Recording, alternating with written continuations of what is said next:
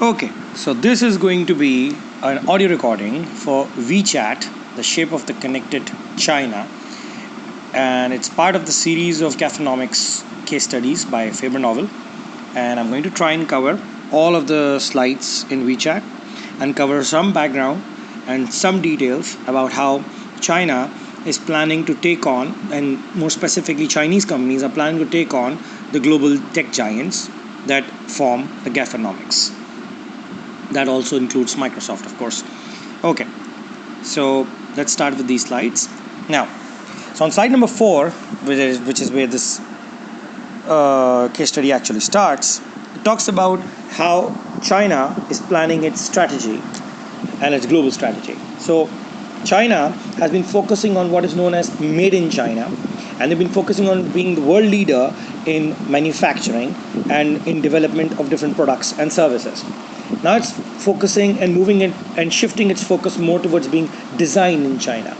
So the Chinese strength actually comes from the fact that they own a lot of things. So let's look at that. They got 2/3 of the global patent applications in 2016, which means all the new technologies and stuff that China has been working on, they've got the highest number of patents for those products and for those technologies. 47% of the world's venture capitalist funding in the first half of 2018 happened in China. So China has overtaken the US with respect to how much funding its projects or the projects, different startups that actually originate from China actually receive from venture capitalists, which means there's a lot more new products and services coming out of China than from the US or any part of the world. 26% of the world's unicorn total valuation actually happens in China. Now, what are unicorns? Just to remind you, we talked about this in Gaffonomics. Unicorns is a term referred to new tech startups that are very promising. And 26% is not a huge number, but it is a pretty big number because it's only second to the United States, which has 49% of the total of the world's unicorns. The 3 Chinese unicorns are among the world's top 6. So that's a huge achievement. Now, where does all of this happen? Different cities, different places. So if you look at Beijing, the headquarters of 40 of those 26% unicorns, and it's said to be one of the best startup environments in China, especially with respect to the fact that there's a lot of investors and a lot of venture capitalists there. So it's a very nice, friendly environment for new products and new services and new platforms and new companies forming up. And Shanghai, which actually aims to become a global center for financial tech services, there's a lot of key players there too. So in Beijing, we've got Baidu, Didi, JD.com, Xiaomi, Lenovo, Oppo, and Taoxiu. While in Shanghai, we've got Mobike, Lufax, and Pinduoduo. In Hangzhou, which is actually the manufacturing center, especially for technology, one of the biggest players there is, of course, Alibaba. And in Shenzhen, which is essentially the Silicon Valley for hardware, you'll see that word Shenzhen written on a lot of products are coming out of China. You've got the remaining giants there, which is Tencent, Huawei, and DJI. So a lot of of these tech products and giants are coming out of China and coming out of these 4 major urban centers of China. So how exactly has this been being done? So China has been nurturing these digital champions. So there's a different way in which China is doing things. Yes, it's true that the United States has a different way of doing things. The European companies have a different way of doing things. The Chinese have a very different way of doing things. And they have been behind what is referred to as the Great Firewall, because they've been like hidden from the rest of the world. We don't talk about them. There's not a lot of case studies that we study about them. There's very little written about them. And suddenly, out of the blue, these 4 or 5 companies have just come up on the global scale. See, in our domain, in the e-commerce domain, there are no national boundaries, which is exactly why I keep telling you people that you can't restrict companies like you can in traditional marketing or in traditional business or in traditional economics. In the e-commerce, frame of things, there are no global boundaries. So they're bound to spill over into the rest of the world. So the Chinese have developed what is referred to as digital protectionism, which is basically they don't let a lot of foreign competition come into China and compete with them. They prefer to support and nurture their own companies instead of competing with the global ones. So they did different that way. In the reverse of this, the Americans don't do this, the Europeans don't do this. They have what is referred to as open trade policies. They have open competition, where a lot of companies from different parts of the world jump in and compete. So you got Google, Apple, Amazon, Facebook, Microsoft, and several other companies, even Alibaba and several other companies. Until recently, until the Trump ban has happened, Huawei was competing in the United States of America. So you'll see that the Chinese don't do those things in that way. However, let's read this quotation by the Chinese president. He says we should respect the right of individual countries to independently choose their own path of cyber development. So what he essentially wanted to say was that, yeah, you can go around criticizing about how China does things, and yes, it's kind of anti-competitive, not allowing other competition to jump in, but that's how they've been doing things. So whether it's right, whether it's wrong, that's not open for argument here. That's not what we're discussing here. That's something the macroeconomists should be talking about. But yes, this is how the Chinese like to do things. So in 2015, China started what is referred to as the strategic 10 years plan to create Made in China in 2025 in order to get like a leadership position in technologies and in industries. In China 2025 has set some targets. They've set targets of 70% self-sufficiency. It means they will create all the products that they need themselves, specifically in the high-tech industries, and they wanted to be in the dominant positions in the global markets of every tech area by 2049. So this is their master plan, and that's how they've been going around doing things. And these Chinese giant champions, as they like to be called, aren't just inspirational or important for the Chinese. It's the West that's been looking at them, seeking inspiration as well. They've realized that these Chinese companies are not limited to China only. They're giants, and they're very impressive. So there's this quotation by Starbucks' CEO. He says, I look at some of the things we are innovating and doing here in China. We are going to leverage those learnings to apply them in other parts of the world, including the US. So what he's essentially saying is they've learned a lot of stuff from the Chinese market, and they're going to implement it into the rest of the world. So that is happening. So China is like a lab of mobile innovation. Unlike the rest of the world, this is an interesting aspect, and it's going to come up in the further slides as well. We're on slide 6, by the way, is that the Chinese market have entered the internet era in whole scale, mostly through smartphones, unlike the rest of the world, which went in using species and then eventually embraced smartphones. So the majority of the Chinese population had their first experience of the internet through the smartphone platform. So this is how it's different. So the pace of innovation in China is a lot faster than the rest of the world. Some of the most prominent American brands have been trying to first create some success in China and then copy it elsewhere, or even see their Chinese counterparts doing something and then try and copy it in other places. So it's not like the Chinese brands can be considered as copycats of their American counterparts. Sometimes it's the other way around as well. So now let's focus specifically on WeChat, now. So the WeChat, or Weizu as it's called in its native language, which means short message or micro message, it's mind-boggling when it comes to the numbers that it actually has. So in 7 years alone, WeChat has essentially become the largest community of users and consumers in Asia. So in just 7 years, if you look at the numbers that are shown on slide number 7, you can see the millions of people that are using Facebook and several other social networks. So if you look at the main social media communities in quarter third, these statistics are from quarter 3 2018, which is fairly recent. So if you look at Facebook, it's 2270 millions, millions of, I think this is average users, million average users, I think. Active users, MAU is million active users. So 2270 million, which is around 2.2 billion Facebook users. You look at YouTube, that's 1.8 billion.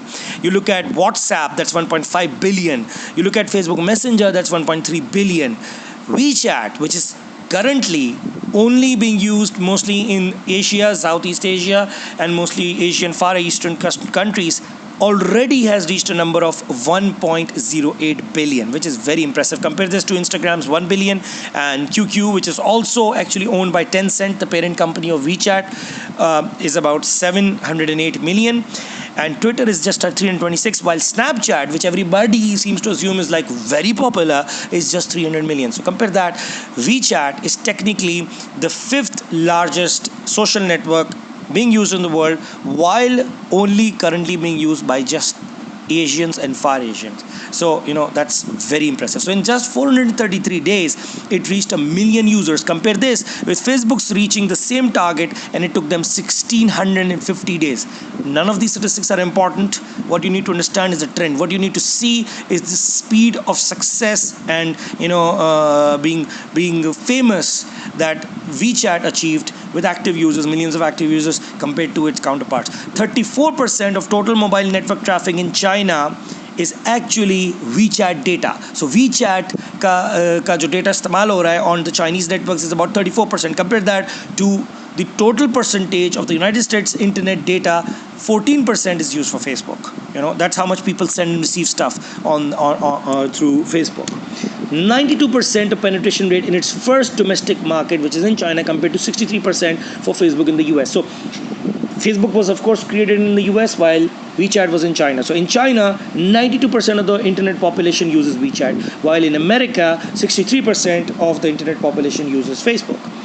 1 million mini programs have been launched, okay, through WeChat's app store, which is an internal app store, since its launch in since the launch of this app store in 2017. Compare this to 2.1 million for the App Store, which is the Apple's App Store. So 20.3 million jobs have been created since 2017 just because of WeChat. So those are very impressive numbers. So let's move on to slide number 8. So what exactly is WeChat? What is WeChat? Now WeChat is what is referred to in several places as a super app. If I were to read out what Wikipedia says about it, it says it's a Chinese multi-purpose messaging, social media, and mobile payment app developed by Tencent. It is one of the world's largest standalone mobile apps by monthly active users, which is over 1 billion monthly active users, 902 million daily active users as of 2019. So described as one of the world's most powerful apps by Forbes, and it is known in China as the app for everything, or the super app, because what it does is it allows you to actually install several apps. It's like an app store within an app. So this slide, number 8, actually gives a very nice pictorial definition of what exactly is WeChat. So what is WeChat? It's a chatting app. You can message on it, you can voice message on it, you can do voice and video calls on it. It's a social app from the same thing. It can do updates like you would do on Facebook. It can allow you to upload photos, share photos, real-time locations, even randomly find people nearby you. You can even send random people, send messages to them or receive messages from them.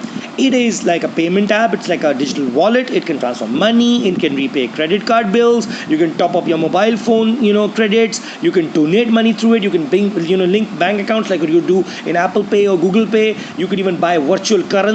Reminding you again, virtual currency refers to the currency being used in virtual worlds or in virtual environments. Wealth management products, various investments, various leasing services. You can even send virtual red envelopes, which is like stored value cards of sorts. You could also do a lot of public services through this, which is you could book doctor appointments, you could apply for visas, you can pay for utility bills, you can check driving records, you can check various warnings that you receive from the government, you can pedestrian heat maps. So it's basically also an app that allows you to connect to various government applications and services. And then there are third-party apps like news subscription. You can read news through it. You can do ride-hailing like Uber and Karim and various other services. You can use it through that. You can do online shopping. You can even use this to connect to Amazon to buy stuff and get food delivery like you could do on Foodpanda and stuff. So, and it doesn't end there. It's got lots of mini programs. You can actually install a lot of apps within WeChat to use them, both from the Android Google Play Store and the Apple's App Store. So WeChat is on slide 9. It summarizes what it says. It says WeChat is leading the super app revolution in Asia. Now, what is a super app essentially? So, super app needs to have like 3 things. 3 things make an app into what is referred to as a super app. A unique access point. It means a unique way to actually use the app. A very special kind of way in which you can connect with the app. Number two, a seamlessly integrated ecosystem. I've been stressing the importance of platforms and ecosystem throughout all my audio lectures and throughout my classes. So understand that you need to have a completely interconnected, completely integrated ecosystem that is flawless when it comes to its ability to allow different things to work with it. And number three, and this is the most important, and I've been saying that Pakistan's e-commerce has been held back by precisely this problem, which is a payment solution. A super app needs to have these three things: a unique access point, in other words, a unique way in which people could access or use your platform or your app, in which case a smartphone app. Number two, an integrated ecosystem that connects developers and users and other apps all together through APIs. And number three, a payment solution of its own, or it somehow connects to a payment solution which is ubiquitous, which means it's available everywhere. So the promise of a super app is absolutely clear and is pictorially shown right here in this diagram. It says our phone, which is the rest of the world, we got lots of apps for different things, while the Chinese version just has WeChat. That's its vision. Just have WeChat and it covers all these apps. They've got lots of stuff here: social networks and browsers and payment apps and news apps and booking apps, and all of that can be replaced by one single app, which is WeChat or Vizu. So one tap away from everything is the idea of a super app. You just open up the super app and that's it. You got access to several other apps within it. So how does it do it?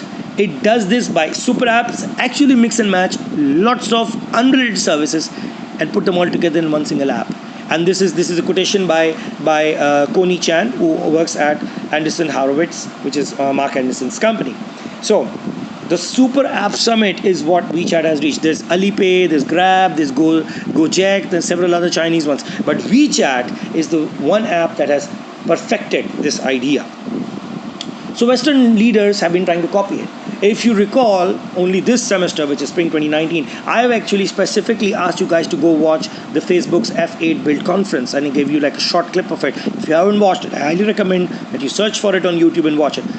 Notice how Mark Zuckerberg talks about how he's planning and he's thinking about merging Instagram with Messenger and Facebook. I've been predicting that that's what they'll be doing, and that's what they were about to do. Now, if you pay attention, this is what this slide is talking about. They're doing this for a very specific reason. They're preparing Facebook for a possible WeChat attack. WeChat is going to go global very soon. It makes perfect sense for it to grow it the size of its pie to increase its users. So they're going to go global. When they go global, Facebook is going to be the one that's going to be hit hardest, especially because Facebook is going through tough times right now because of their privacy problems.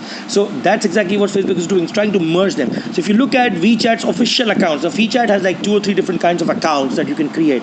So official accounts, which launched in 2013, has about 3.5 million active users in 2017 for 20 million registered people. Messenger, or Facebook's Messenger, which launched in 2014, only has 300,000 monthly active bots in 2018. Now, what exactly are official accounts? I'll get to that in a minute. They're also copying something else, in several other ways. Now, Apple's iMessage apps is essentially trying to include all payment apps in it, which launched in 2016, while WeChat's wallet was launched in 2014. So everyone in the Western world, I'm quoting this from this same slide, everyone in the Western world has experienced WeChat's work as a service, has inspired a whole new category of messaging as a platform in itself. You don't have to look hard to see hints of WeChat in other messaging apps. You see that in Apple's iMessage, you see that in Facebook's Messenger platform, you saw that in Google's Hangout, you can see that in several places. This is because everybody understands the importance of WeChat. Everybody wants to be WeChat. That's why they're trying to focus on this. That's why they're talking about it. So let me go to Wikipedia and read up about what is referred to as their official account. So WeChat, on WeChat, users can actually register themselves as an official account, which basically allows them to send feeds and subscriptions to various subscribers. So there are 3 basic types of official accounts. In other words, you can create accounts in 3 possible ways. It could either be a service account, a subscription account, or an enterprise account. So once a user or individual or organization sets up a type of account, they cannot change it into any other type. So what are these 3 types? Subscription accounts are basically the most basic type ones. You can send stuff to people, you can send notifications through it to all the people who are following you like they do on Facebook. And there's a subscription area of users where WeChat messages can be sent. These accounts do not allow WeChat's payment service, however. Then there's a second kind of accounts. Those are called service accounts. Service accounts are usually focused for businesses and organizations with a lot lot more features. They've got a lot, they offer APIs so that, for subscription, more, it actually has more APIs than the subscription accounts that I talked about earlier, and it allows a lot of companies to create their own WeChat based APIs based applications so that they can connect their applications with WeChat. Users can see information when viewing the messaging page. They can, it also supports WeChat's payment systems. So this is a much more, powerful account. Then there are, of course, enterprise accounts also for businesses. So let's get back to our slides. Let's go to slide number 11. So how exactly did WeChat do this? So WeChat did this by going through 5 strategies, and we're going to go through each one of them one by one. The first is pivoting at scale. Number 2 is smartphone is not a channel, it's a lifestyle. 3, value is the dynamic balancing. 4, network size is the new Shaikh. And 5, WeChat is eating the world. Now, what do they really mean by these statements? Let's look at them one by one. Pivoting at scale. Now, scaling refers to increasing your size without really inherently changing the structure of your organization. It's similar to the words that we've talked about a lot of times, and we do here when we talk about businesses. It's called scalability, which is the ability to increase your size. So increasing or scaling up, that's what we're talking about here. So back in 2010, Tencent was a well-established company. So Tencent was doing a lot of stuff in 2010. This is what they're talking about in slide number 13. They were an overall economic, environment of China was very promising. There were 10 million internet users in China back then. 10.6% was the plus was the GDP growth of China. Tencent's overall results were pretty good. Between 2007 and 2010, Tencent's revenue had increased by like 5 times. They were the 3rd biggest internet firm by market capitalization, which is 36 billion after Google and Amazon, comparing to the rest of the world, that is. Tencent was dominating the instant messaging Chinese market with 650 million users on their QQ messenger. And QQ's Penguin was an integral part of the Chinese popular culture. So the brand recognition of Tencent, it's QQ and their famous messenger, that is, was very strong. So Tencent, however, understood that there's going to be a rise of a new world. The world's going to change. The world's going to change because a lot of new contenders are going to come in, and they need to have, new chatting applications with a different twist on them ready. So if you look at this slide, on slide number 14, you notice this world map that they're showing, and showing you different, messaging apps that were launched in different parts of the world. So there was Kik in Canada in 2010. There was WhatsApp in the United States in 2009. Facebook launched its message in 2011. Kakao Talk in South Korea was in 2010. Line was launched in Japan in 2011. Mi Talk, which is owned by Xiaomi, of course, was launched in China in 2010. Talkbox in China in January 2011, and Faxin also in China in 2007. So the new contenders were entering the market both outside and inside China. So Tencent was late to this race. This also breaks the myth that has already been talked about and broken in Gafanomics, is that just because you're the second mover does not mean that you're going to lose out.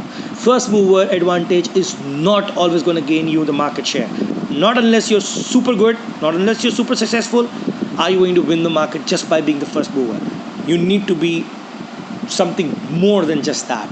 You need to be the first settler. If you recall, we discussed about this in the Uber case and in the Gafanomics case. The first settler is the company that reaches the critical mass of users first and successfully consolidates them before anybody else does.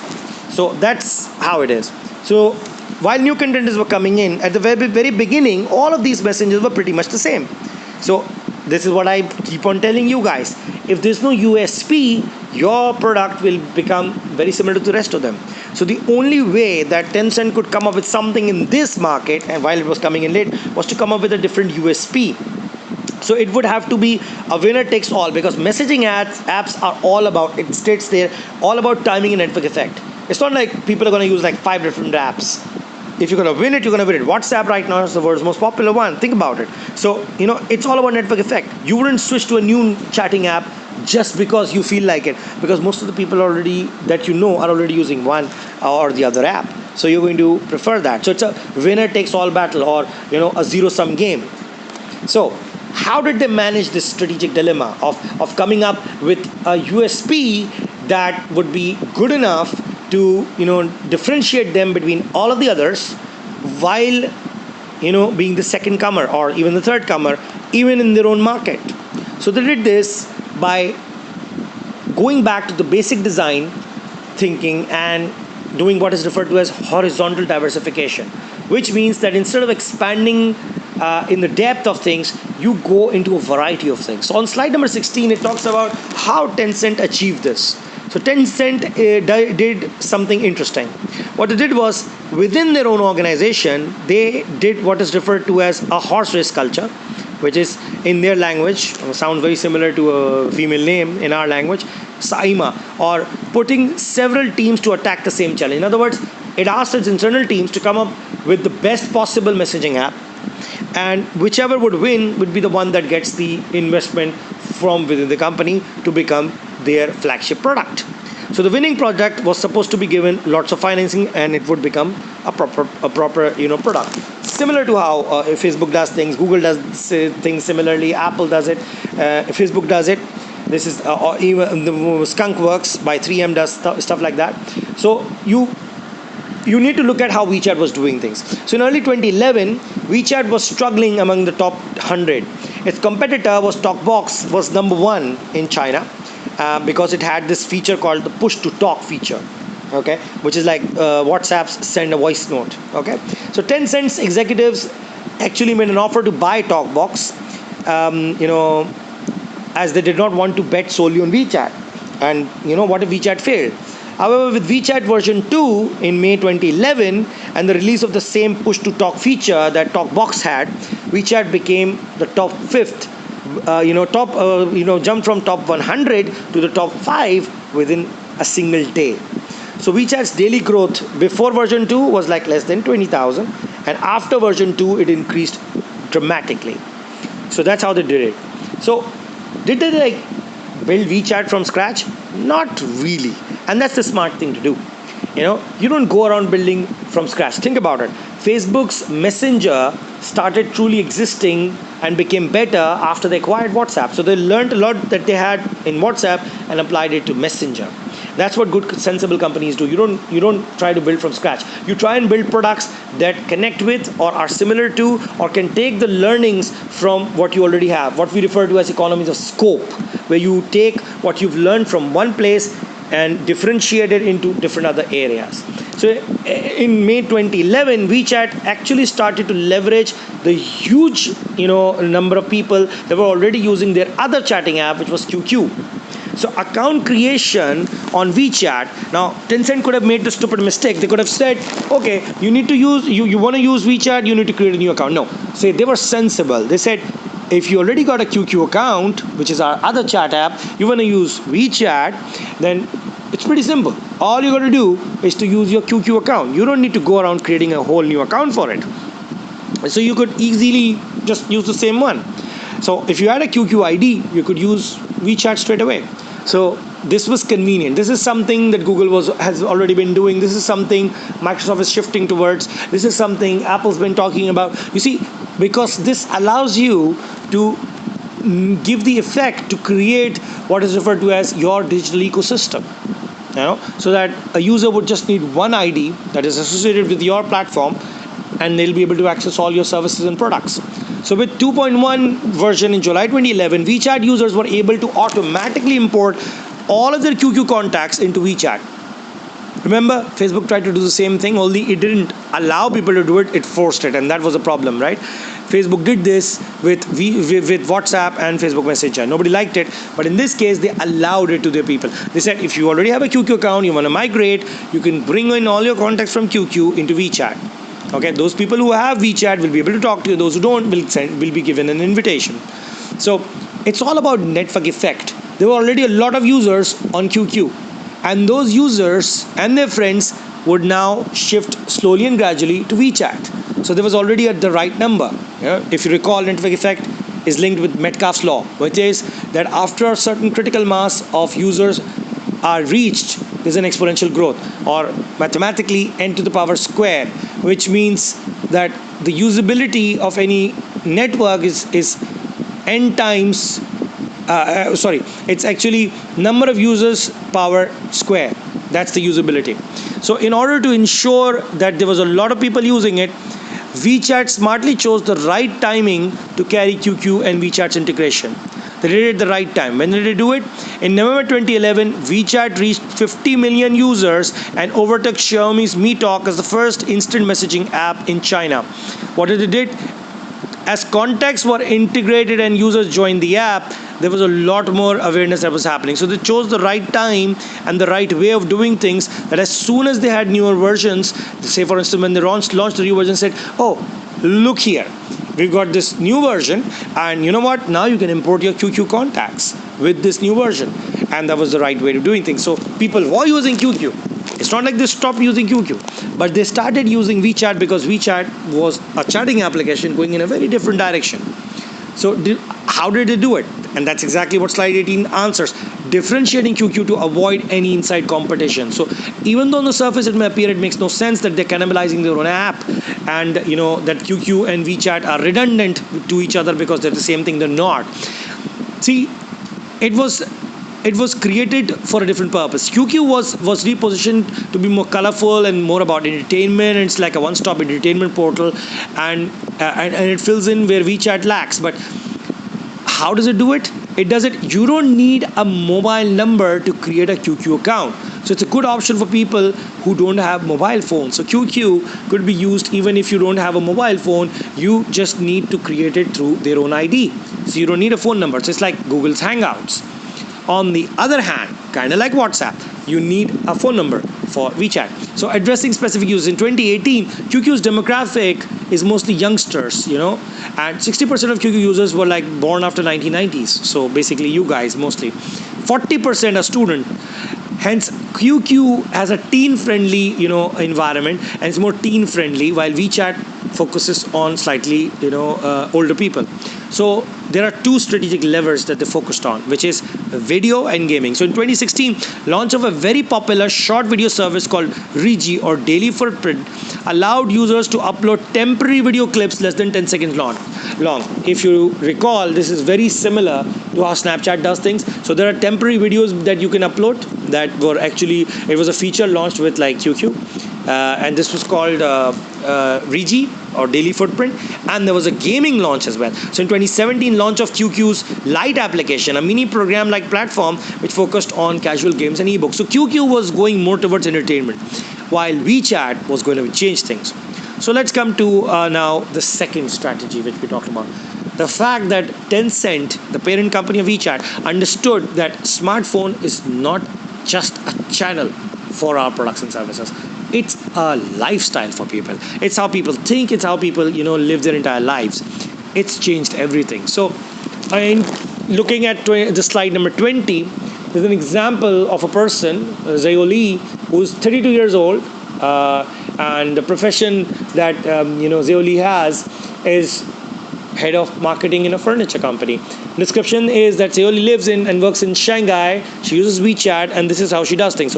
So early in the morning at 7 a.m., she checks the weather in a mini program which is within WeChat, and she realizes that there's a lot less pollution today. You do recall China has a lot of pollution. So thankfully, there are a few bikes right in front of her home, and she grabs one of them, and she uses Mobike's integrated feature to rent it out, and she uses that bike and she goes. Then at 8 a.m., she goes to Starbucks, and she stops there, and she needs to pay, and she uses WeChat Pay to make her payment.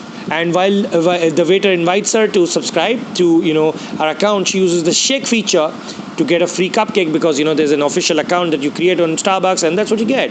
So she scans the QR code and then makes the payment through WeChat. So at 8:30, Zhao Li actually comes to work, and she logs into WeChat's desktop, checks the Beijing's last meeting debriefing that she received, and the marketing group tells her about, asks her a few questions stuff. So she even uses WeChat on her desktop like we do WhatsApp today to catch up on stuff.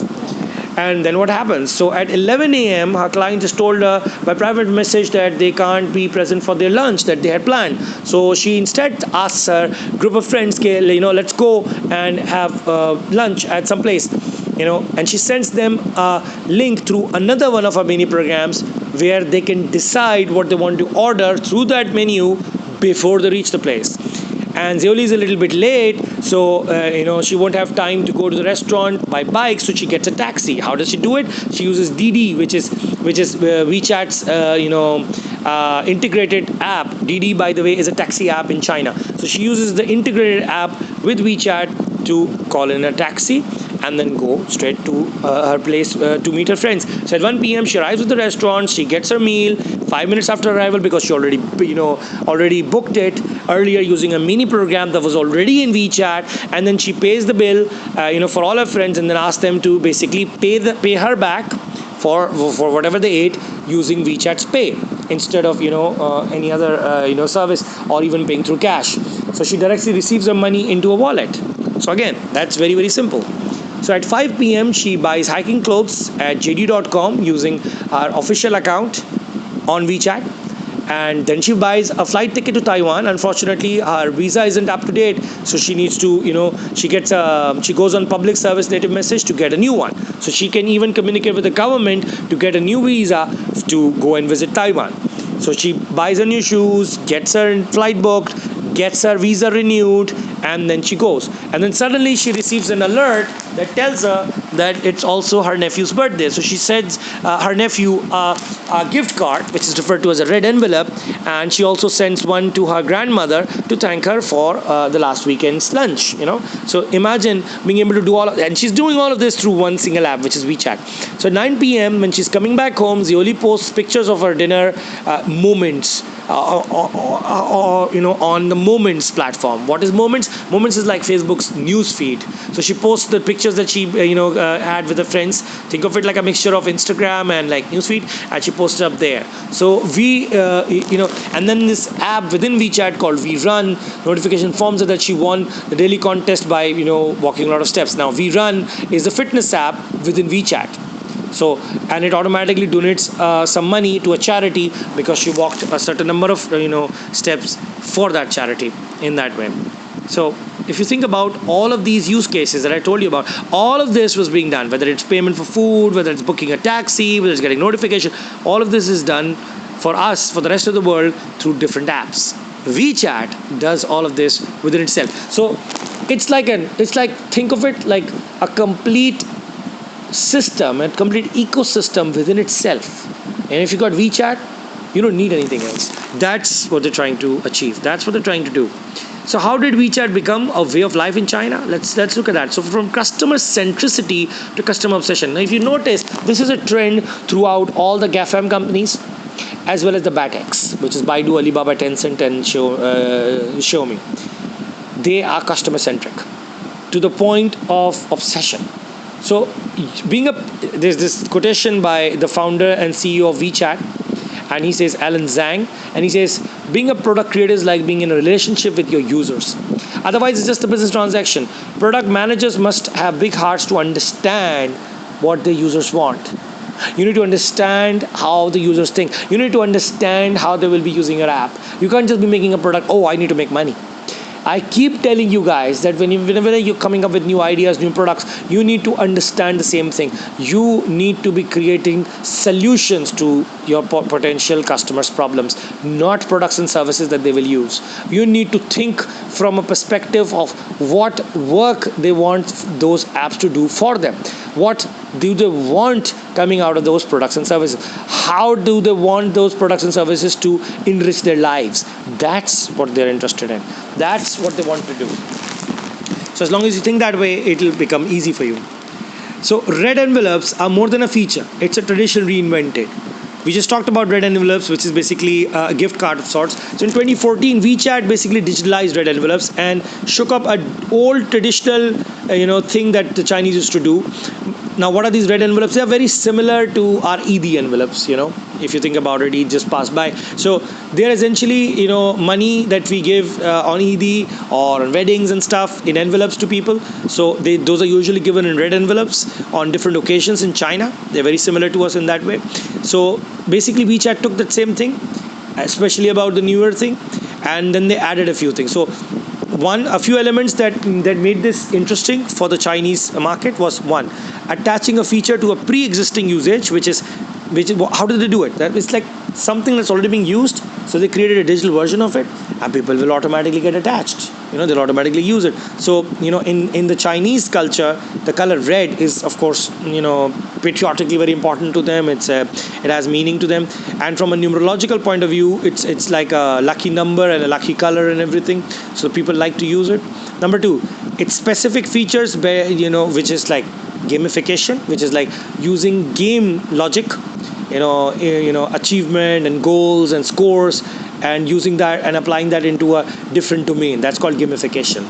So, and variable rewards and group effects, it used that idea, the idea that people will use it and share with each other and they'll earn points. Number three, promoting the feature among tight-knit social circles and then extending the use to more distant circles like street merchants and online stores. So first they wanted people to use red envelopes to send it to their friends and family, and then eventually use that, connected with retailers to make payments and stuff, and even receive gift cards. So Jack Ma, the chairman and CEO and founder of Alibaba, actually was very impressed by the creation of red envelopes feature in WeChat. He said it was really impressive. It was really impressive because this was like a Pearl Harbor attack, and was indeed a beautiful planned and executed thing. I mean, he accepted his defeat in the sense that in 2014, when they launched it, this was amazing. And this feature has been growing in the number of users. If you look at how many people have been using it, it says about 16 million. If I read the graph correctly, it's about 16 fixed packets. It's about 16 billion. Yeah, 16 billion. Packets of red envelopes being sent in 2017 alone. So that's a huge number. So how does WeChat actually make use of everything? Now they've given an example of a buffalo. Again, to us, it will make a lot of sense. The way that we use our sacrificial animals and every part of them in one form or another. So they said that WeChat understood the idea that you basically have to make use of every single feature that you have on a smartphone. If you use it all correctly, if you use every single feature within your smartphone correctly and in the right way, and to leverage it and to make better, improve your product using it, you've done it. So they've given an analogy of how the Native Americans or the Red Indians used to use every part of a buffalo. They use the hide or the skin to create leather and various products through it. They use the raw hide to make containers and shields and buckets, and lots of belts and stuff. They use the horns as cups and spoons and ladles and headdresses. They use the hair to create headdresses and saddles and pillows and ropes and halters, and muscles for meat, for jerky, which is a kind of a meat that you create for traveling, and bones to create knives and arrowheads and weapons, and the stomach to create lots of buckets and cups and dishes. So Native Americans basically used every part of the buffalo. So similar to that, WeChat, and more specifically Tencent, understood that they needed to use every part of a smartphone and connect it with their app and make use of it in their app. How so? The camera is used for WeChat Pay and for various mini programs. The ambient light sensor is used in various mini programs to give you notifications and stuff. The accelerometer and the gyroscope can be used to create like lots of features like shaking and movement, and you can use that in various parts of your app. The GPS can help you locate nearby people. The touchscreen is of course in itself useful. The microphone can be used to create features like push to talk, and the podometer is used for movements and to measure movements, for which accelerometer and gyroscopes are also used. So designing a mobile-only service means you need to make use of all the sensors and all the capabilities of your smartphone in the right way, and leverage them to create a better app. So Alan Zhang, again the CEO of WeChat, says smartphone is like a third hand for humans. And as long as you understand that and make that an integral part of your strategy, you'll understand that your products need to be created while keeping this in mind. That smartphones are like the third limb to humans. So shaping new national experience standards. Now, where most of the payment apps and services have been focusing on NFC and other payments, what WeChat did was use QR codes or quick response systems. I've said it multiple times, QR codes are nothing complicated. They're very simplistic things. They're essentially a pictorial representation of data. It could be IP addresses, it could be account numbers, anything in a pictorial picture form that can easily be scanned by an app using a camera on a smartphone and it can be converted into whatever information it is. So the QR code became a lot more popular outside the automobile industry, that it was already used since 1994 in Japan, and it became massively promoted by WeChat in 2012. So the QR code became a complete, like, it was a crazy thing in China. Everybody loved it, and everybody loved using it in various ways.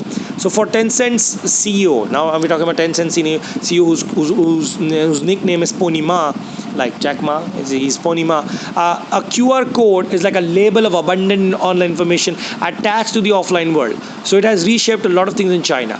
People, actually use it for social interactions. So people no longer have business cards; they rather have QR codes that you can scan, and you can get their, visiting cards and personal information about them. And similarly, it's used for payments. So you can make, QR code based payments instead of doing NFC based payments. It's a good way to market stuff. You got lots of QR codes in various places. People scan it, and they're able to, like, create accounts or visit websites or even get information.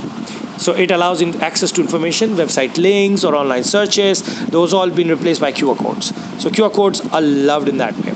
So like the entry point for PC internet was like the search box, okay, for the personal computers. The starting point for the internet was like the search box where you search stuff. The entry point for mobile internet is the QR code. So says Alan Zhang, the founder and CEO of WeChat in 2012. So shaping the new national experience, here's a use case. There are some use cases. We talk about the shaking feature, which uses the GPS, the accelerometer, and Bluetooth. How does it do? At first, it was made for people to randomly find a person with. So you could use WeChat, and you would shake your phone, and it would find someone close to you, and you could, like, start chatting with them.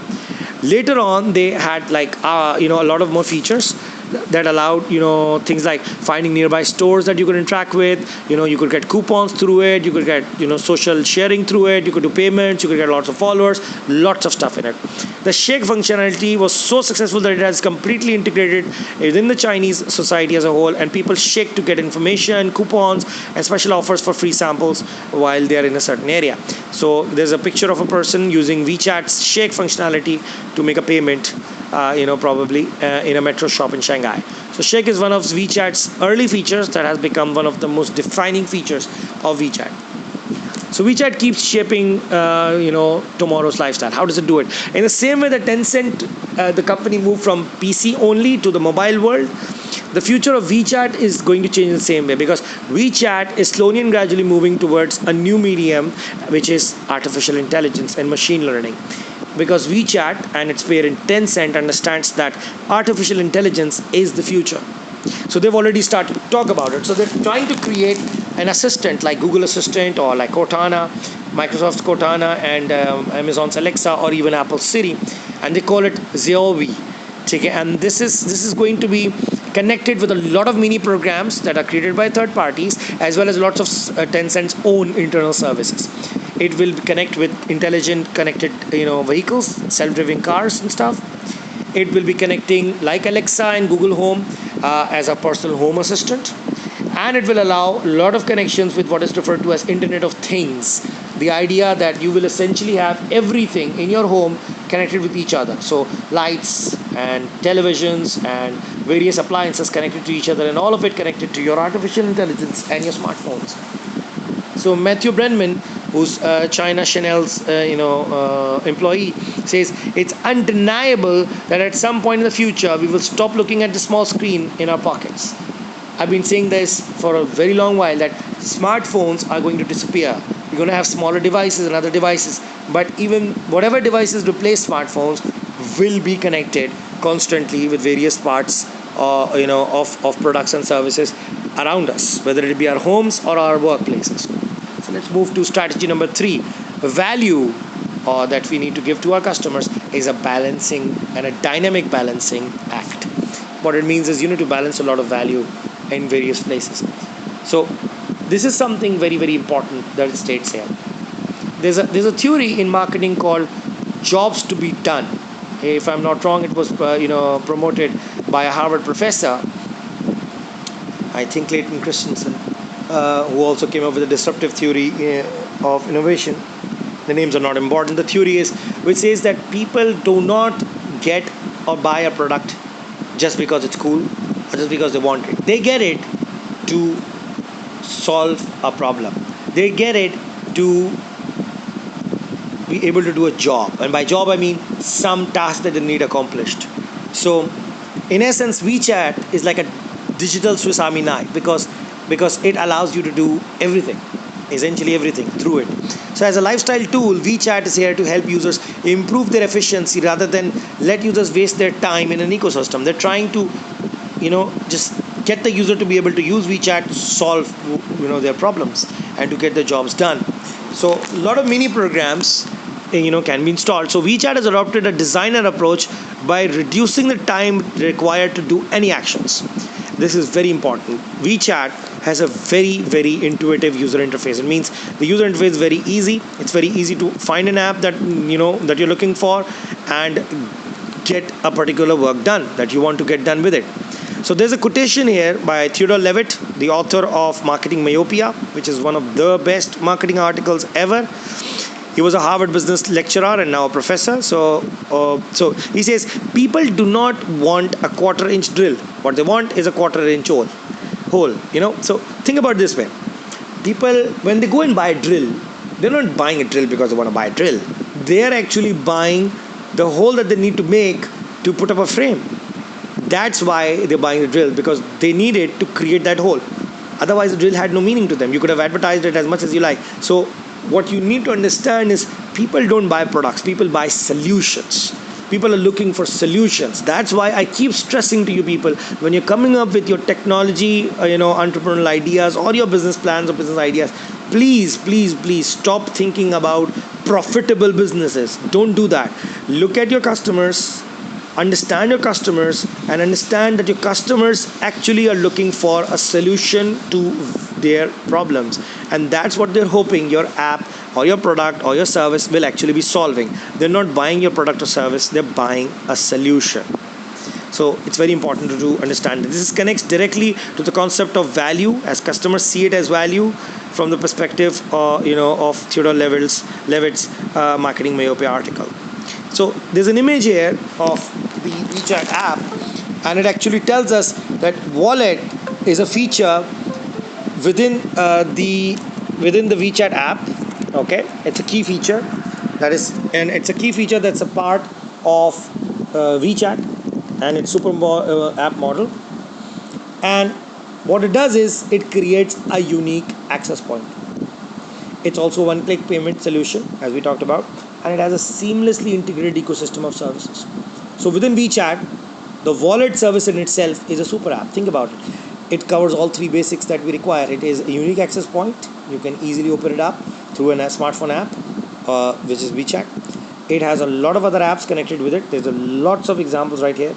And it has a one-click payment solution. So wallet is a key feature of it, and WeChat is a super app because it has a unique access point through your smartphone, and it has a payment solution through the wallet app, and it has several apps that are connected with it, and that in itself creates an ecosystem.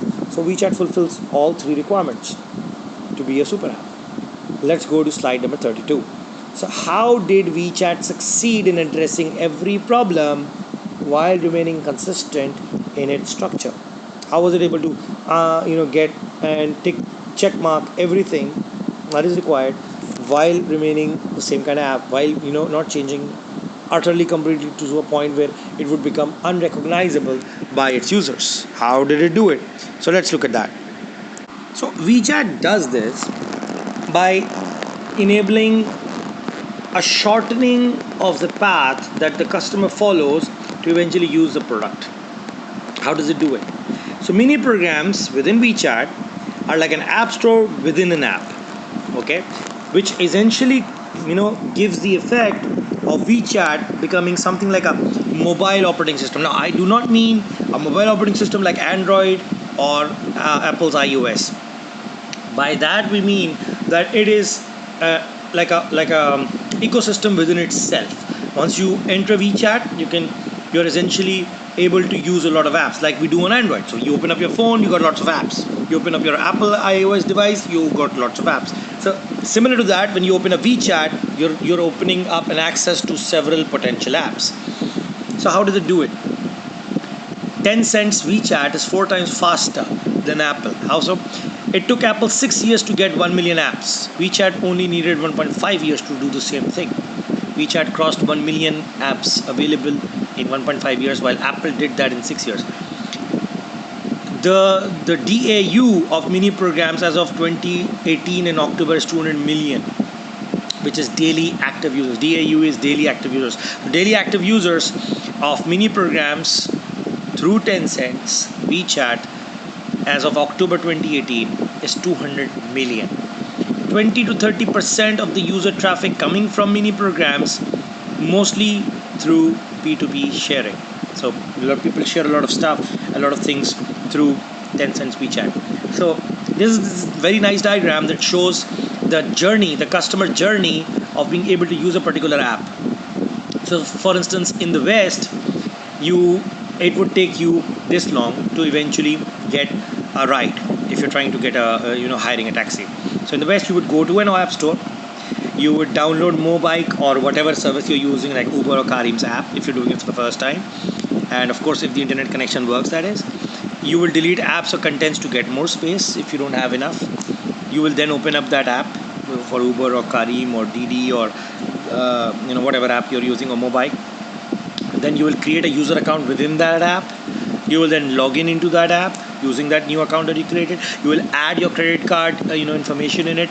Then you would scan the bike's QR code, and this is in China's case in order to rent a particular bike that you want to use.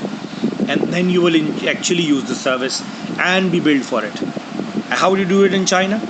If you already have WeChat installed, if you don't, then you'll install it. But if you already have it, then you just open a WeChat, you launch the mini program for the QR code, you make a scan of the Mobike's bike QR code, and that's it. You get the bike. So if you notice the customer journey, this is happening because Tencent's WeChat creators understood how the customer thinks. They're not wasting the customer's time. They're not making the journey needlessly wrong. In other words, they are being customer centric. They are creating a sensible technology value chain, which is only steps that are valuable are going to remain in that chain. The rest, redundant steps, are thrown out. And you got to find a way to do it. Even for app creators in the West, they need to find similar ways to do it. Yes, I know this is how we do things, but that's what WeChat replaced. This is their USP. This is their unique idea. This is the reason the people use it. People don't use WeChat because it's a chatting app. People use WeChat because WeChat allows them access to several apps, and all they need is WeChat in order to do everything else.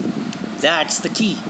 Now one would say, but sir, that's what Google Play Store does, and that's what Apple's iOS App Store does. But you see, every app is disintegrated. They're not connected with each other. There's no singular ecosystem. There's no singular payment system for all of their apps. There's no single ID for all of those apps. There's no single point of connection, unique access point. That's not there. It's here in this case. That's its success factor. So they also did something else, which is what makes them popular compared to the others within that sector, which is advertising is not the only way to be profitable. They understood that. They understood that concept, that it's not advertising that will give them money. So efficiency of an app is a lot more than just how they position themselves in the market, which means it's efficiency is, of course, the gaining more or gaining the same amount that you actually put in, preferably more. So it's something that is a core feature of the key performance indicators of WeChat. So they don't look at efficiency as a possible thing that they'll get. That's the essential thing that they want. So platforms like Facebook or Tortillos monitor the time spent on their services. They monitor how much people are using them, and then the more people spend time on them, the more money that they were able to make through ads from those people, from those users. And as a consequence, they get like a lot of AI driven ads and content that is recommended to them based on that, and within those you get ads. That's how Facebook works. That's how Google works, essentially. So let's look at this chart here, which which actually compares the three. So what I do on Facebook, I scroll. What actually happens, it's what's the average that happens? It's artificial intelligence. What are the metrics? The maximizing attention. That's what they're trying to do. That's what they want to achieve. They want more and more attention from the users, and they want more time spent by users. And how do they grow it? What's the lever for growth? None, not yet connected individuals or companies. That's the lever for growth. They want those people in so they can earn more money from them. And the launching of new sticky features. Sticky features, that means features that would attract people and keep them there. So they keep up coming up with new stuff, emoticons and stuff, messengers, and God only knows what on groups, you name it. Now Taoshio, that we don't really use, but you do the same thing. You do a lot of scrolling. Artificial intelligence is the means through which they're making it happen. They're also maximizing attention, time spent. It's also talking about the same not yet connected individuals, and they launch new sticky features. What do we do on WeChat? You use and you go. That's it. They don't want you to scroll and stay on their app. They want you to use their app to access some other stuff within their app, and that's it. So there's a lot of user-generated content. How does it happen? It's not through artificial intelligence handling what content to show. It's purely user-generated content and through sharing of what people are sharing. UGC here refers to user-generated content. So what is the metric? The job's done. That if their app was used to perform a particular task, if it was done, that's it. That's their KPI. They want people to be able to solve their problems. So what's their level for growth? What do they focus on in trying to become better? They focus on those pain points that were not focused upon before by individuals as well as companies. And answer to the new JTBD. JTBD is jobs to be done. That's the same theory that I was talking about a while ago by Clayton Christensen. Jobs to be done. That's also a theory that basically connects directly to Theodore Levitt's idea of value. Jobs to be done is that people want two basic kinds of jobs to be done by different products and features. One's emotional, one's functional. So that's what they're focusing on. And that's what creators of products and services needs to focus on. To create products and services that would either fulfill emotional jobs, and they will be able to do emotional jobs for the people, or they would do functional, or do both. So WeChat thrives to stay a productivity tool with this unusual approach. How do they do it? It's a news feed of experience from a lot of people sharing stuff. That's what it does.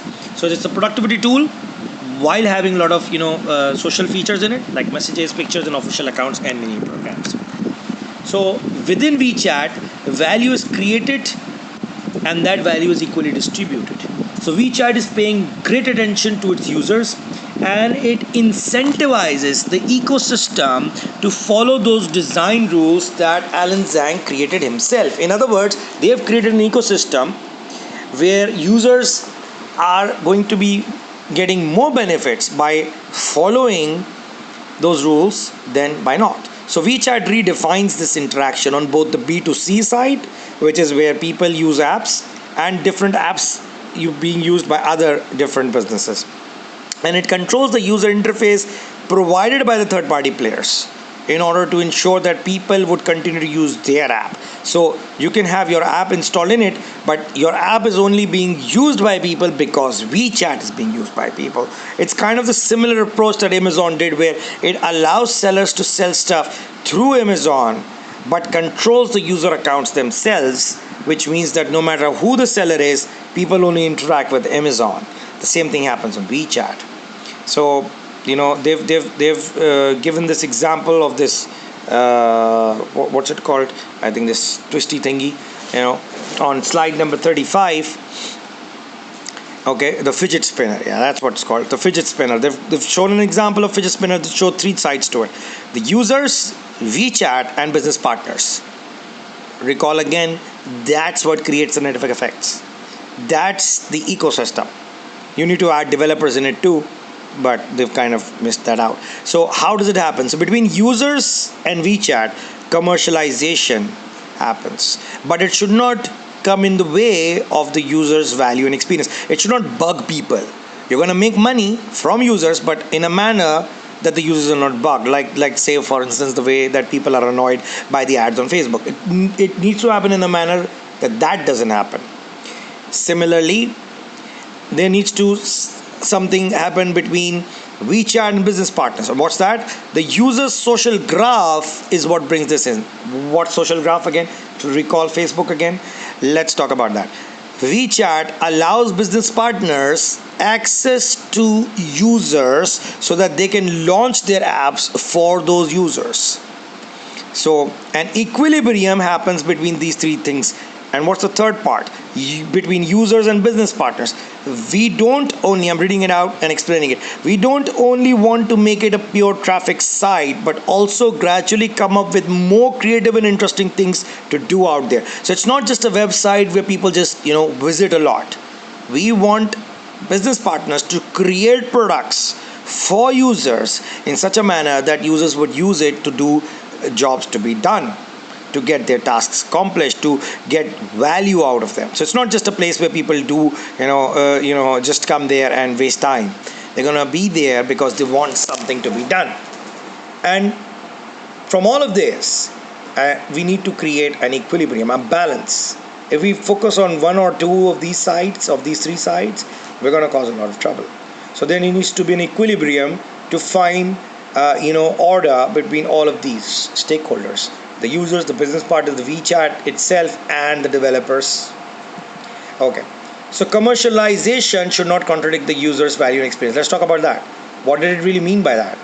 So not pushing too much ads is a strategic decision to ensure that WeChat is about usefulness and task completion, not another advertising platform. So they try and reduce the number of ads that you see when you use WeChat to a bare minimum, not too much. Of course, they need to earn money, and they do so through ads. But if you overdo it, it becomes annoying. The kind of ads you see on YouTube are not as excessive as the ones you've started to see on, say, Facebook. That's what WeChat is aiming for. If it's too much, people are going to get annoyed. So WeChat aims at making business partners better at delivering their user experience so that end users become happy within that system. So how does it do it? There was a program that they created called the Spark program to support third parties. It was a $15 million fund launched in 2016. The Spark program will support service providers in terms of operating materials and technical expenses. And the incentive plan covers a wide variety of industries, including catering, retail, tourism, and transportation. So $1,500 gift packs given to boost smaller businesses. So it was like a funding program of sorts for new developers and third-party business partners. So efficient tools were created to manage communities on WeChat. So they created social CRM-based official accounts and mini programs. They created apps that will allow people to create and manage different communities, which is like equivalent to like groups or pages on Facebook. So WeChat is very complete CRM tool. It offers a lot of possibilities for brands to manage communities, to engage with them. It's like Facebook's advertising platform as well. So users data can then be collected, and you can use WeChat's analytics platform like Google Analytics to understand your customers' behaviors and preferences and why they're here and how much time they spend. So there's this mini program that is used on WeChat called Xiangji Yuzon, which is an e-commerce mini program that is operated by a team of just 22 people. And on their first participation day, on the Singles Day 11/11, thanks to WeChat's CRM, they were able to get 1.5 billion sales, which is equivalent to like $220 million dollars. It's a lot of money. So what's the second thing? That's a creativity-centric model that has changed the language of product marketing. So WeChat works on virality. Virality comes from the root word viral, which comes from the word virus, which means to spread because it's attractive, because it's so catchy, because it's just so darn good. You don't need to promote it. It becomes promoted because it's so darn good. So to emerge, a brand, a service, or product must be shared with friends. It needs to be shared with you in this era. And the only way and the only reason people will share is when people enjoy it, people use it. So first we were talking about focus again on the fidget diagram that they were showing. First we were talking about WeChat and users. We talked about how commercialization should not come in the way of their experience. Now we're talking about the relationship between WeChat and its business partners. Then we talked about that. And now we're talking about users and its partners, the third relationship. Okay, so Due to fierce competition and the restrictive amount of ads that we have on WeChat, the brands need to grow by creating a high level of creativity. So they need to be very attractive. So there's an example of a coffee box, which is the consumers could design or operate their own online coffee shop and sell coffee to their friends through WeChat, and it would be delivered to their friends. There's also an example of a gamified H5 environment where users could receive a phone call from Daniel View, which led them to explore new brand messages and signature products and stuff. They're talking about some watch company apparently. So they had like this reality-based game that was also created through WeChat. The idea is that these two examples are examples where WeChat was trying to convince its business partners to create creative ways in which to promote, because you can't just like show ads. Now, that's limited. So you need to create creative ways in which you could attract users. These are some examples. Then we come to the slide 39, which shows a diagram very similar to the one shown in Gaffonomics season 1, if I'm not wrong, which was in their case called Google's viral loop. Now, what is this viral loop? It's an infinity symbol, which means it's a infinite loop. WeChat captures value where it creates it. In other words, it gains value from where it creates value, and that's why it's an infinite cycle. So it's an infinite loop. How does it do it? Tencent has set in place this really balanced model where when people use it and the user base uses it, it acquires more business and then it retains them, and then more people use it and it keeps on going. So let's read it. There are two sides to it. There's this blue ribbon side and this green one. So third parties bring in traffic and relevance for WeChat, because these third party apps are the reason people use WeChat. People don't use WeChat because it's a chatting app. I keep repeating that.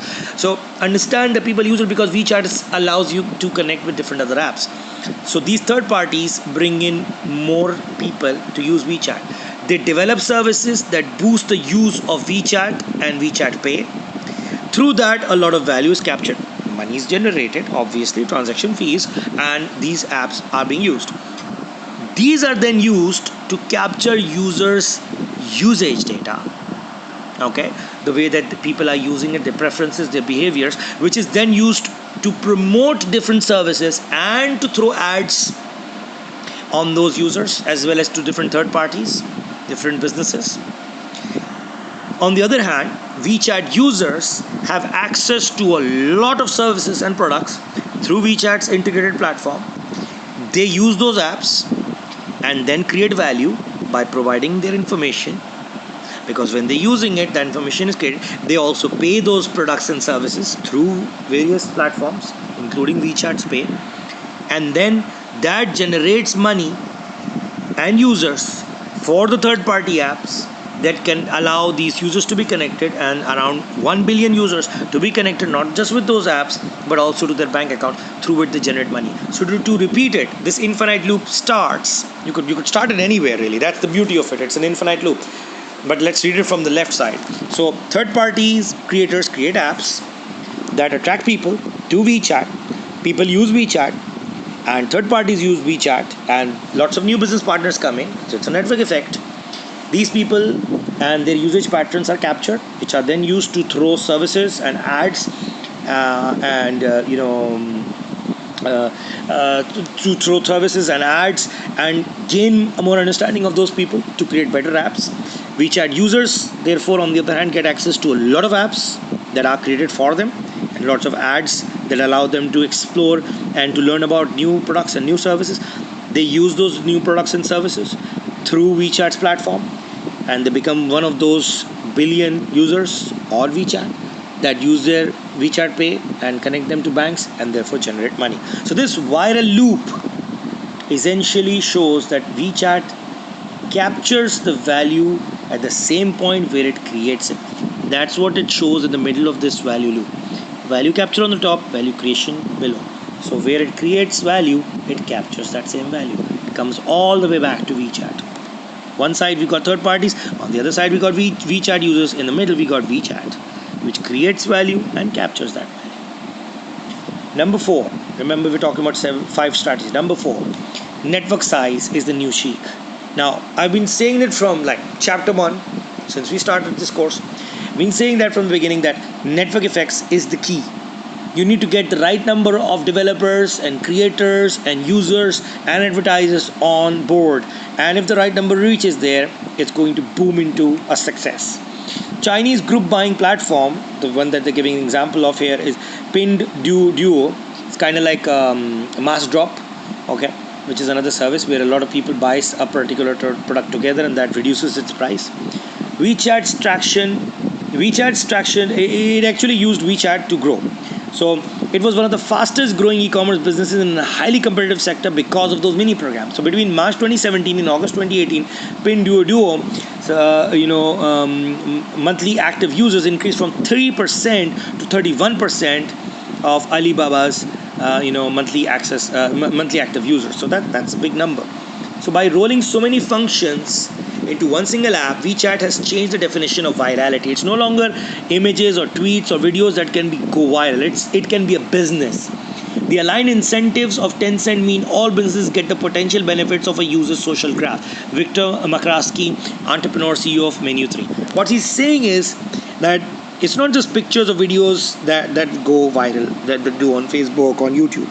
But if you got a good app, and all you really need is users.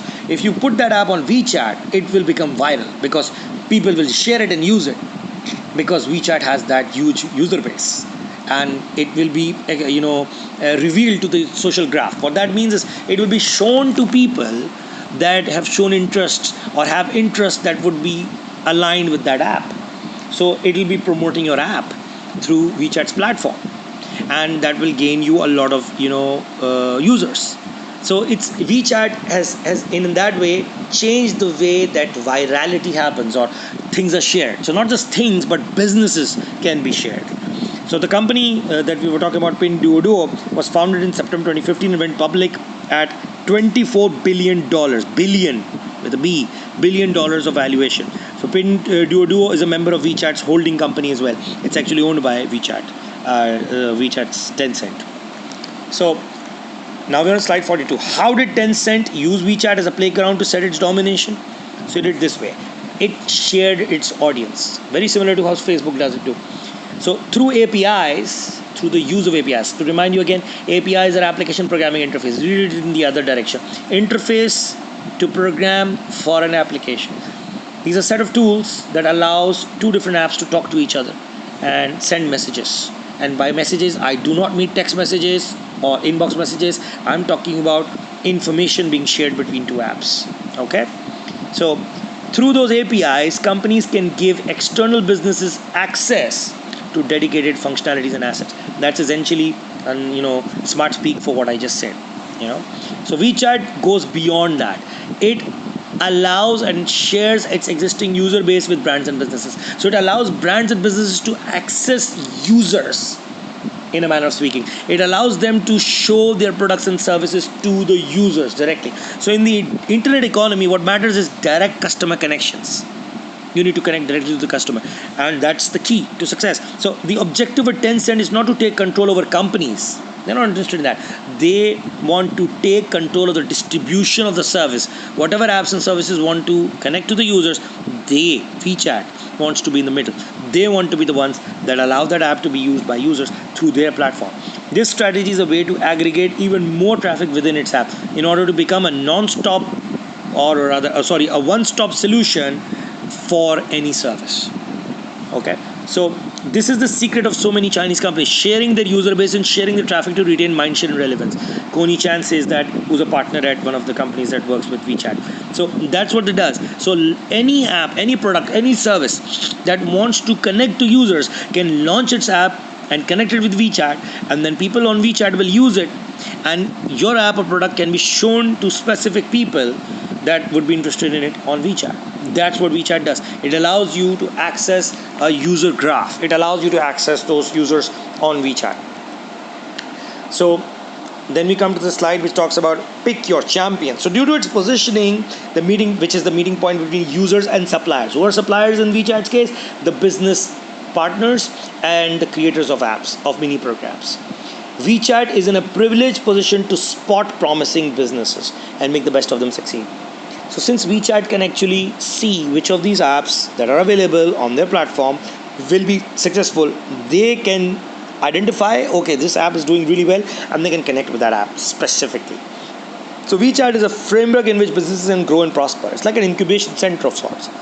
So WeChat picks up the best service providers and adds them into available slots on its wallet, which is their payment service as well. So there are like millions of apps on WeChat, but not every app is as equally popular. So the really good ones, the really popular ones, are the ones that WeChat connects with even more closely. So being directly available on WeChat's wallet, in other words, you can then pay for those apps or for the various services within those apps through WeChat, because you've now become a close partner to them. Becoming part of that is a huge deal. That's like coming on the, as it says in this slide, that's like being featured on the front page of a famous magazine, because wallets services being connected to your app means people will use it even more often, and people will now spend money because it's become convenient now. So booking railway tickets and flights and stuff, there's an app for that. There's buying movie theater and tickets and stuff. So you can look at this image. It actually shows movie tickets, and you click on it, you'll go to an app that allows you to buy movie tickets. That's the close partnership thing. You want to book hotels? There's a collaboration with ly.com and elong.com. And you want to do online shopping? There's jd.com, where it's a marketplace that takes 15% of the share of whatever you're buying from it. WeChat will take it from it. Ride hailing, it's connected with DD. So after investment, you want to find information and reviews and stuff about businesses, you got a business, got an app for that. You want to share a buy, you got Mobike for that.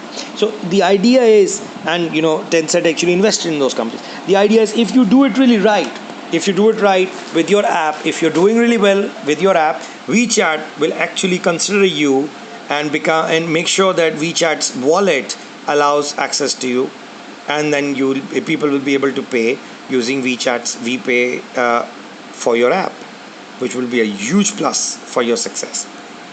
So the ecosystem's growth is the measure of real leaders and their best weapons. We're on slide number 45. The SoftBank of China. $65 billion have been invested by Tencent in 350 companies since 2012. Tencent has invested money in 350 companies. Because of these investments, people would think that it's wasting money.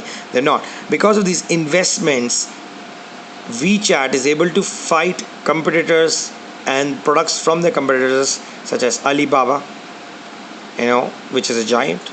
So it's because of these companies that Tencent has become this powerful. Tencent is not just a service provider, it's an ecosystem creator or a builder. It reorganizes competition. So Tencent picks like the best companies and invests them and creates them into what it would refer to as its descendant companies, to make sure that these apps become a part of the Tencent family and they're ready to help compete against the tech giants of the world. So if you look at Alibaba's ecosystem, millions of active users, it says 430 on Taobao. On JD.com, that's 140 million, and JD.com is connected to Tencent's ecosystem. If you look at Pinduoduo, that's 110 million. You look at another one that's called VPNU, that's 50 million. And if you look at Tmall, that's just 50 million. So if you compare this chart of millions of active users on slide number 45, you will notice that even though Alibaba has like a huge number of millions of active users through Taobao alone, Tencent is also being placed there. So Tencent creates value by connecting its ecosystem with the startups that it actually invests in. So it supports the startups by making sure that they're connected on its ecosystem by investing in it at the same time. So the unicorn, the number of big shot companies, startup companies that will become big shots that Tencent has invested in is about 28. Google invested in about 25. Alibaba invested in 11. Amazon invested in none. Facebook invested in 1. Apple only in 1. Microsoft in 5 different startup companies that it believes will be unicorns of the future. So that shows whether or not a company is thinking about the future. So Tencent and Google's have been doing really well on that front. So what does it mean for the BATX, which is Baidu, Alibaba, Tencent, and Xiaomi? So while GAFA defend their castles, defend their home grounds and their markets, BATX expand on many verticals, which means they become backward and forwards integration. So the Chinese investment companies tend to have a dramatically different approach to the way that they expand. In few words, Western companies mostly focus on products, while Chinese companies build ecosystems. I tend to disagree with this. This is a little biased statement. They're like it seems as if it's implying like the West does not understand the importance of ecosystem, which is not true. It may be that some companies don't, but that is not the case for every single company. So the purpose of the Chinese investment is to build a system of allegiance to the group itself, which is the group of companies. So after receiving investment, the company will have to integrate with the ecosystem and reject the competing ecosystem. That's perfectly fine. But it's not like other companies in the West are not trying to create ecosystem. But yes, that's what the Chinese companies are also doing. So your ecosystem is your value. How so? Digital China is mostly a team sport. What they're trying to say is voice assistants, for instance, were killer devices for many brands, especially retailers. They've changed the way that people do retail shopping in most of the world. So when people use Alexa, when they use Google Assistant or Siri or Cortana, they are no longer talking directly to the retailers. They're using these services to make orders of different products and services. So if the technology is important to attract users and developers, the main difference that lies in the ecosystem. Why is it that Amazon's assistant system is stronger in the retail market than say Google Assistant, which has been found to be better with its AI, but is not as good in the retail market? This is because of the ecosystem that it's connected with. Amazon's ecosystem of voice assistants and Amazon.com itself is very well integrated. It's not like Google's isn't, but not to that degree. It's not like Microsoft's isn't, but not to the same level. It's not like like Apple, but they're not integrated in that way, and with different products and services. So it's all about integration. That's the main difference. So there's Apple Music, there's Marriott Hotels, there's Lennar, NHS, and then there's lots of other companies. Understand that it's the ability to use your assistant in these integrated environments and ecosystems in the best possible way that actually creates value from the ecosystem. So that's the analogy it gave. It says voice assistants were essentially the death sentence to a lot of brands and to even retailers. So now we come to slide number to basically part number 5 of our 5 strategies that we had to cover. WeChat is eating the world. So foreign expansion that WeChat did. WeChat tried to go global, and it tried to do it, but it wasn't easy, because the global marketing campaign that they launched in 2013 and it introduced a lighter version of WeChat in 15 countries didn't work out. It failed.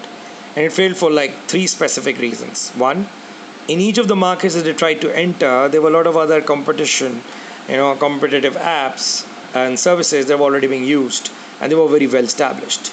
So entering these matured markets was very difficult, especially in the case of a messaging app. Because a lot of people like, why would I use a new different app when I already have one? Because my friends don't use it. So a place wherever they entered, if that place already had a dominant chatting app, WeChat wouldn't really get in that easily. So as American companies have learned in China, products that work well at home sometimes get lost in translation. And that's one of the people's quotation says. That's very true. That's very true. American companies have understood that the way that their products might be sold or may work in their own home countries may not be how they are received in the Chinese markets. So it's going to change. You're gonna understand the different cultural differences. So another reason why it failed was weakened value proposition abroad. So when they launched it abroad, they did not have the same kind of value proposition. It was limited. It was lesser.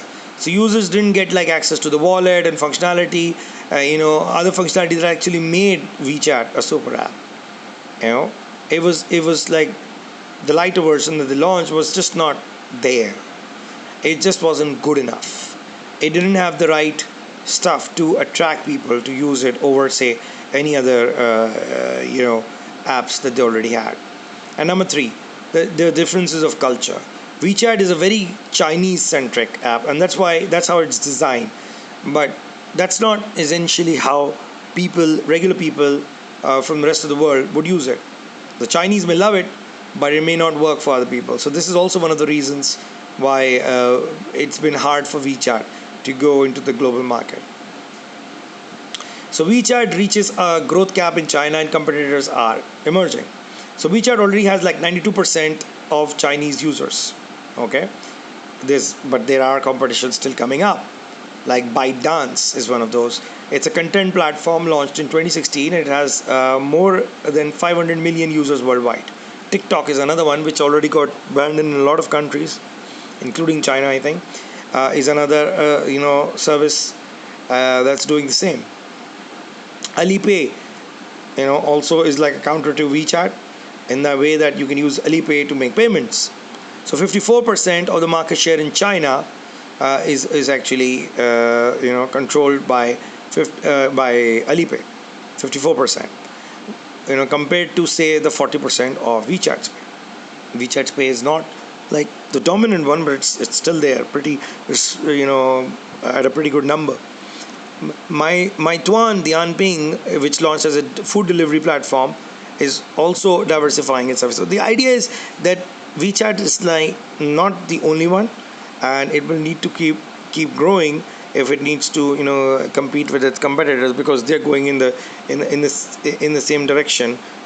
So in order to compete with other apps and other services, it needs to ensure that it brings in more apps. So because its rivals are coming up with their own separate apps to perform the same thing that WeChat's internal app stores apps actually do. So what strategies WeChat should choose or did choose to become global? So they replicated the entire model in relevant markets. In other words, they essentially took how they became successful in China into the rest of the world. So South Asian, East Asian countries such as Pakistan, India, and several others are particularly WeChat compatible markets, because those are the markets which have like similar things. So WeChat can work really well for these markets. So by conquering new markets this way, WeChat will be able to extend its user base. I'm on slide 52. If you look at this diagram, it says launching of WeChat, messaging only, user base increasing, a critical mass point has been targeted. This is the point after which there's exponential growth. So it grew to more B2B partnerships, which would mean more merchants and more users. So after a certain point, it will connect businesses and users through WeChat Pay, because people will start using it more often. So 93% of penetration rate in Malaysia. That's how much WeChat is used. In China itself, it's 92%, but in Malaysia, WeChat is used 93%. So WeChat has been launched in 2012 as an instant messaging app. Since the activation of WeChat Pay in 2018, the value proposition is similar than in China. So they've done the same thing in China. That's what they're saying. It launched in 2012 as an instant messaging app, and ever since WeChat Pay started in 2018, that's become its main value proposition. So next we're talking about capitalizing on the Chinese diaspora to increase revenue through WeChat Pay. So the idea is that a lot of Chinese live across the globe.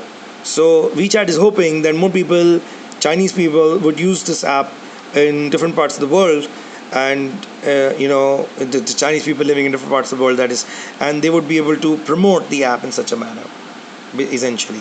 And it would also generate more money through WeChat Pay. So WeChat is not looking to replicate the same business model in the West.